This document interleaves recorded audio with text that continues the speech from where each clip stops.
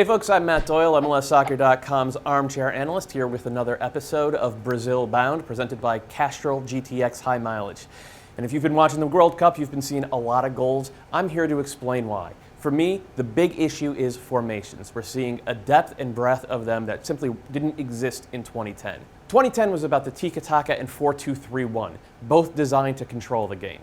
This time through, the chess pieces have been arranged a little bit differently. I think it means more transition, more open play, more goals, more fun. Let's break down why. That 4-2-3-1 that was so popular does still exist. I think it's probably still the predominant formation for teams in this World Cup. But it's not as dominant because it's shown its limitations. Namely, teams are better at disrupting it now.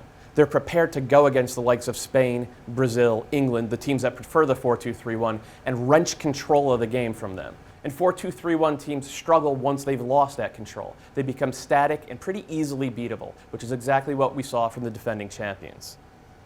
Now, the 4-3-3 still exists and uses many of the same principles, and the team that's looked best in the tournament so far, Germany, plays a version of it. Some like to call it a 4-6-0 because Thomas Müller has played as a center forward and he doesn't occupy the spots you usually see out of a center forward. He'll drift left and right, come back into the play, do a lot of the things a midfielder will do. Both the 4-2-3-1 and the 4-3-3 use a four-man back line, which means the four-man back line is still the most common lineup you'll see at this World Cup. And that means the 4-4-2 still exists. It's the old standby. It's been used by both Honduras and Uruguay so far, and both teams were overrun. Their inability to control the game is a big reason why. And the reason is because they have one too few central midfielders on the pitch. If you don't have enough positional specificity in the 4-4-2, you give up too much of the game and you get punished. The US also plays a 4-4-2, one that lots of people, including me, call the diamond. That's because the midfield lines up in a diamond shape rather than a flat shape across the midfield. One central midfielder high, one central midfielder low, protecting the central defense. Now, this can run into the same issues in terms of overwhelming the central midfield with numbers, but the trick with the diamond is to pull one of the wide players, called shuttlers, inside. For the US, it was Jermaine Jones more in the first game, probably going to be him more throughout the tournament. So far, the US is really the only team to have played the diamond in the 2014 World Cup. So those are the predominant four at the back formations. There are a couple other varieties that we've seen so far, including Mexico, who use 5 defenders. El Tri are at the vanguard of teams that have helped bring back the return of the wingback, a position that fell out of style over the last decade. They encourage both their wingbacks, right and left side, to go end line to end line, opening up the game. The Mexican wrinkle, however, is to encourage their central defenders to step into the action, both with and without the ball. For a team that defends deep, which Mexico has done in both games so far, this has allowed them to have a bit of variety in their attack and hit from angles the other teams haven't really been expecting. The Dutch did something similar against Spain in that famous 5-1 win, but were more of a 3-5-2 against Australia, pushing their wingbacks a little higher. But they didn't push as high into the attack, just staying wide, pulling Australian defenders out of the middle and allowing the attacking trio of Van Persie, Robben, and Wesley Sneijder to do their work.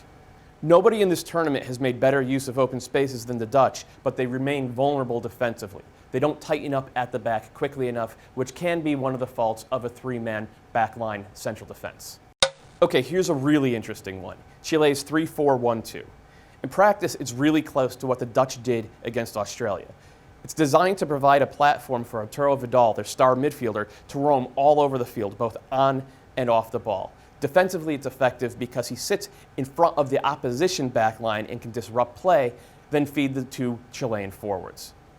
Mexico, the Netherlands, and Chile all have something in common in that forward line. A second forward who drifts wide into space and is phenomenal on the ball. That's Gio dos Santos for Mexico, who had 2 goals robbed from him in the first game, Arjen Robben for the Netherlands, who's arguably been the player of the tournament, and Alexis Sanchez for Chile. And all of that brings us to one final formation we've seen, a truly weird one, Costa Rica's 5-4-1. Not a lot of teams in the world play this one. Forward Joel Campbell stays high, then everybody else rushes up all at once he's on the ball. Uruguay in the second half had no idea what to do against this and couldn't track Campbell anywhere. It was effective offensively, and of course it was effective defensively as well. Not surprising when you have 9 guys defending. Those are the favorite formations that I've seen so far, but I'd love to hear what you have to say. Let me know in the comments section below or hit me up on Twitter @MLS Analyst. I'm always up for a little bit of nerd talk. Thanks for watching, and keep it here at MLSsoccer.com for all your World Cup coverage.